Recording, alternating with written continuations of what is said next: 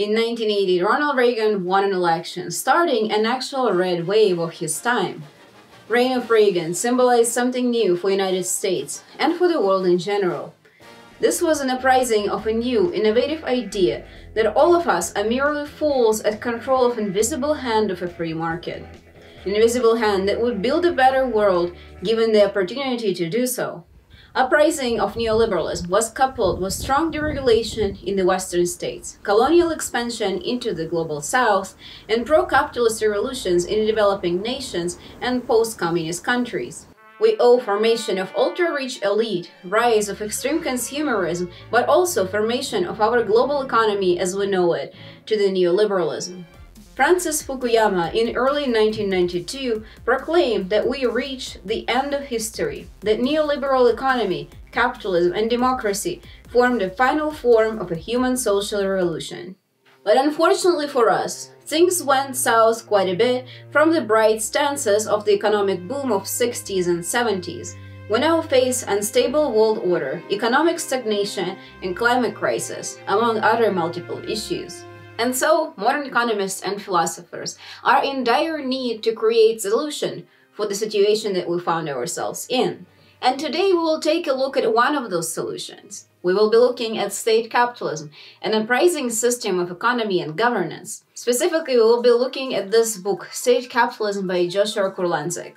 I will also argue that state capitalism is not a solution. This is merely a blindfold that helps us to pretend that the issues that we created do not exist.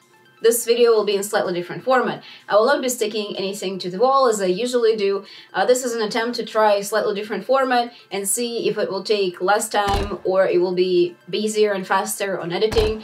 And so on and so forth. I have no answers, but editing Anna does. But yeah, let's look at state capitalism, the system that is otherwise known as US, as socialism, communism, and other words that scare Republicans. State capitalism is rather self-explanatory. It is a system where government controls, to an extent, economy. Now, how much control there should be for the state to be considered state capitalist? And the answer may vary, but Joshua includes quite a bit of states in his description of state capitalism. If anything, I do think that this book does a really good job in describing and systematizing state capitalists that you can find in today's world. The group of state capitalists is really diverse. It includes countries like China or Russia, India, South Africa, but also some Northern European states like Netherlands and Denmark. Joshua Kurlanzick does systematize his state capitalists across the axis of democracy to authoritarianism, where you can find countries like China and Russia and Taiwan on more authoritarian sides, and countries such as Netherlands and Denmark on more democratic side. State capitalism is very prevalent in post-communist countries, in developing nations, and in some Northern European states which have more direct democracy. But of course, key element of state capitalism is that government regulates the economy. This can be achieved by government owning some of the companies and regulating and investing money into the economy to move industries back and forth. In a sense, state capitalism allows the state to control economy in the interest of the state. This is an opposition to free market capitalism in countries like United States. Economy of the United States is to the most extent directed by private investors, banks, and businesses, which are moving economy in the direction of the most income and highest profit. And to understand state capitalism, we need to talk a little bit about the free market capitalism. So not so long ago, the strongest rival of US was USSR and their mustache guy. USSR would concentrate on planned economy and rather totalitarian states, and much of neoliberal America and American modern economy and policy system is not just built around American interests, it is also built in opposition to the USSR ideas.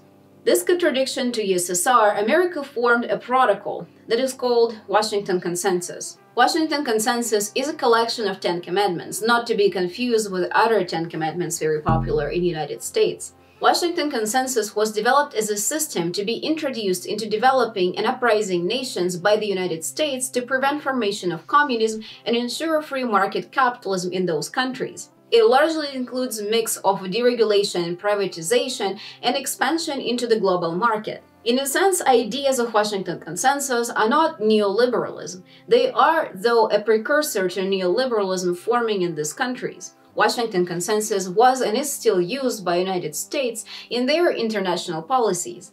Sometimes American politicians would even go that far as to proclaim that free market capitalism is a necessary element of formation of democracy. The long-term solution to today's problems is sustained economic growth. And the surest path to that growth is free markets and free people. So all of that was going nice and well. But with the rise of independent journalism, uprising of internet, social media, and more news coverage, people started to realize that Washington Consensus doesn't always produce good outcomes. In some countries, Washington Consensus does produce a sort of democracy mixed with neoliberal policies. In a lot of other states, neoliberalism produces totalitarian dictatorship, wars, and instability. In either case, the Washington Consensus would allow large colonial intervention of the United States and Western countries into developing nations for resource extraction and cheap labor. So I guess you can say that things were going according to the plan with Washington Consensus in the end.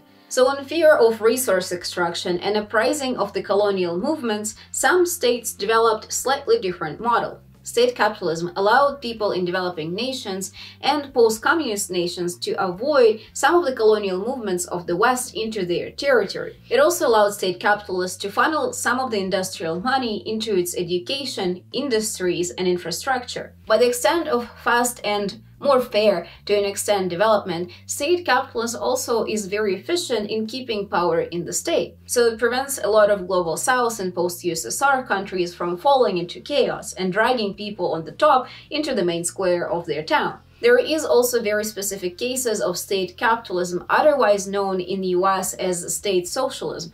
They are Netherlands, Denmark, and other Northern European states. These states have more direct democracy, so they do allow people more participation and in return form more people-centered states. And here comes one of the interesting and perhaps one of the most important of observations in Joshua's book. He does make an observation that it is not a presence of a democracy or participation in a free market that makes state capitalists successful. Instead, most successful state capitalists with the most stable economies are formed around the needs of their own people. I mean, who would have thought about that? Probably one of these guys. Support of the people to the government can be achieved through direct democracy, like in Netherlands and Denmark. But there is an alternative. State can be crafted carefully around the needs of its own people and formation of their own nationality and national identity, like it is in China. On the other side, countries with less successful state capitalism like Taiwan or Russia do not have a stable economic and political system rotating around the needs of their people. Instead, government uses state capitalism to extract resources and produce income for the wealthy few. And perhaps author is not alone in this observation. We see more and more in mainstream left, in America and in the West, look towards Northern European countries and also sometimes even China. Those are AOCs and Bernies of today's world.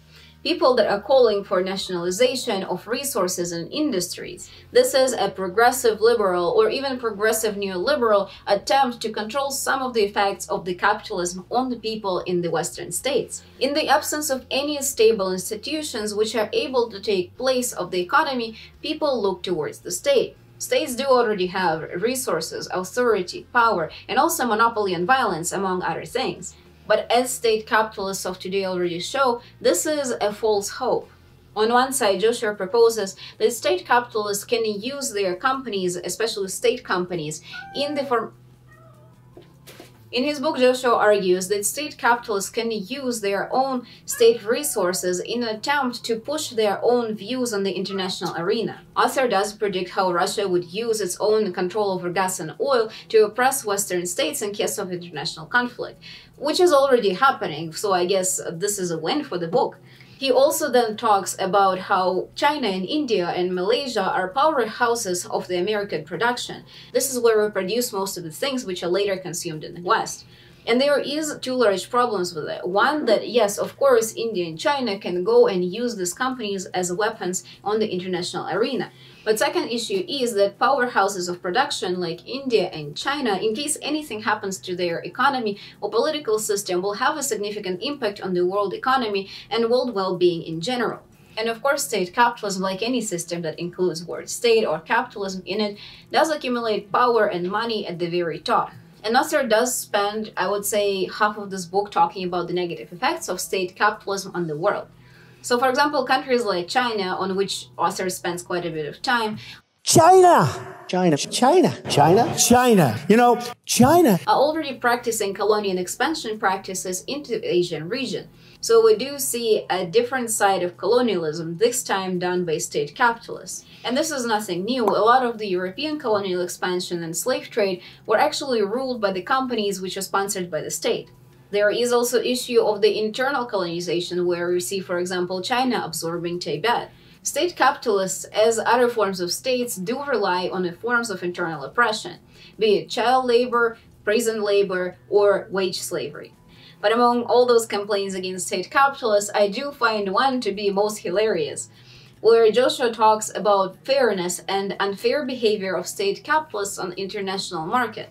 So, for example, state capitalists can opt out to use their own internal state company instead of using international company to extract resources or to produce something. And of course, state capitalists are often breaking trademark laws and producing their own pharmaceuticals or technology that replicates American and Western counterparts. And this is where my critique starts for this book. Capitalist states are notorious for extracting resources from the uprising countries. Like, I'm not gonna talk about Guatemala and what happened over there with the uprising of totalitarian dictatorship sponsored by the US, or I'm not going to talk about Nestle and Coca-Cola that is stealing Mexican water to sell it back to its own people in plastic bottles. Or this whole big idea where the global north is oppressing global south to create very low wages and very cheap production over there. So we say that when China goes and starts to play unfairly, it is really bad. But when the countries of the US like BlackRock, Nestle, Coca-Cola, and Monsanto are trying to stage revolutions and control regimes in the global south, this is fair? Like, how is this a fair international law? And I do think that this is where Joshua Kurlanzick's work fails in part. Because Joshua does compare negative effects of state capitalists against the effects of colonial expansion of early Europe, but he does fail to produce some sort of comparison against state capitalists and modern free market capitalists. On the international arena, state capitalists and free market capitalists alike are not playing fairly. They are actively playing against each other, compromising on the well-being of their own people and people of the external states in the process. Like many similar books, this one does stop in its analysis halfway through. Author pretty much goes and says that neoliberalism is kind of questionable and there is state capitalism, which is a valid alternative that exists in the world, but then he says that it also has negative effects, so we ought to return back to neoliberal ideas, without really deeply examining what is the root cause of both state capitalist and free market capitalist issues. Effects of the oppressive and ineffective states are not a product of capitalism, free market capitalism, or state capitalism. They are the product of a state. And I don't want to sound like I'm going to start a conquest of bread citations over here, but it is a consequence of a state.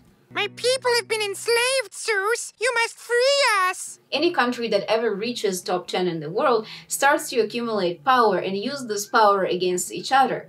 Tops of the ruling class and wealthy in each country are willing to generate more and more wealth and more power for their own. In return, they are willing to oppress their own people and people in other countries.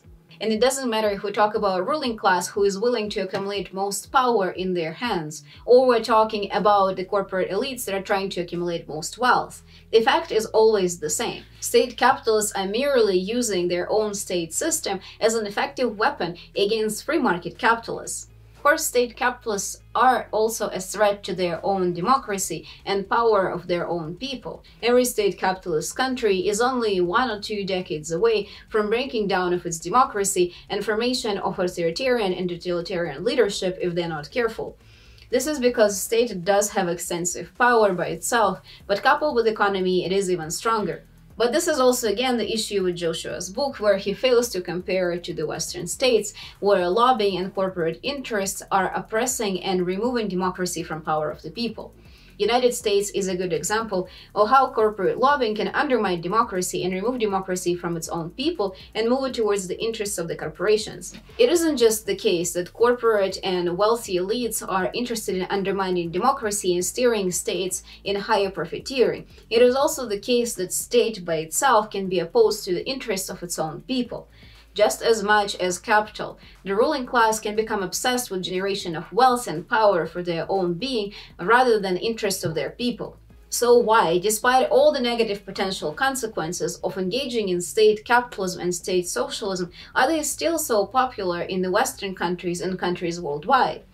It is in part because neoliberal dream did turn sour on us. Today's system of uncontrolled capitalism and neoliberalism in the West does produce significant economic inequality, but it also facilitates inequality and state degradation worldwide. We did produce climate crisis and environmental issues, which are a direct result of our irresponsible industrial and technological development. And worst of all, systems of neoliberalism inflamed existing racial, intergenerational, class, global, and other forms of shapes of inequality. Such imbalance does create a risk of international conflict and conflict within countries. In case of international or internal conflicts, there is always a risk for the wealthy and powerful to lose their power, their money, wealth, and sometimes even their necessary body parts. And of course, people themselves are interested in some form of economic stability and well-being.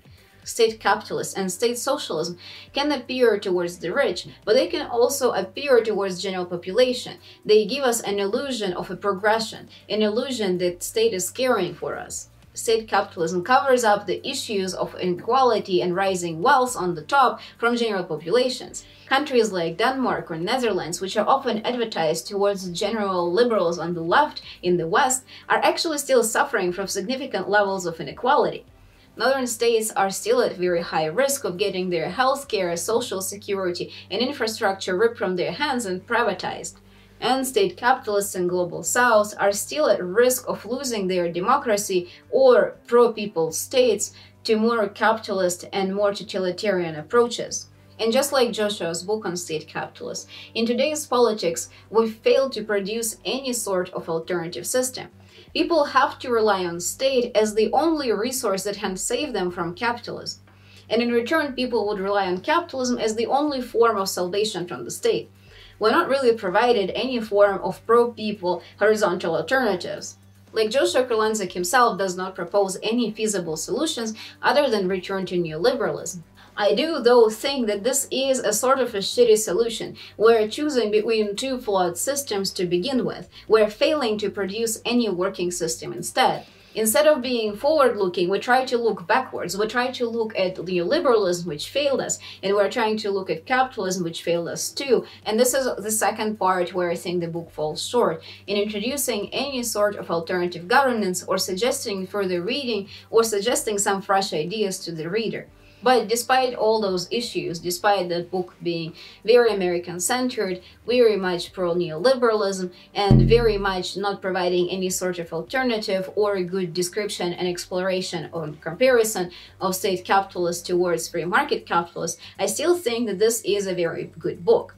Especially, I think, for a more American or Western reader, this book provides a really good explanation to why developing countries and post-USSR countries are not interested or are failing to produce similar free market capitalism as the US. It is also a very well-researched book. It does have a lot of information on different countries and different times, or how the states developed, how do they differ. And when I was buying this book, I knew that I'm going to disagree with it by default because I don't really appreciate state or capitalism that much, but I still consider this to be a very good book, and I bought it because I thought it's going to be informative, and it was. And with that in mind, if you're still interested to which alternatives we can build to state capitalism or free market capitalism, check out one of those videos. I will leave here two videos for you, one being on solar punk and the other being on mutual aid. Though both of these political and practical movements are providing alternatives for the state capitalism and free market capitalism, alternatives that actually can be human-centered. But with all that said and done, thank you so much for watching, and I'll see you on the next book.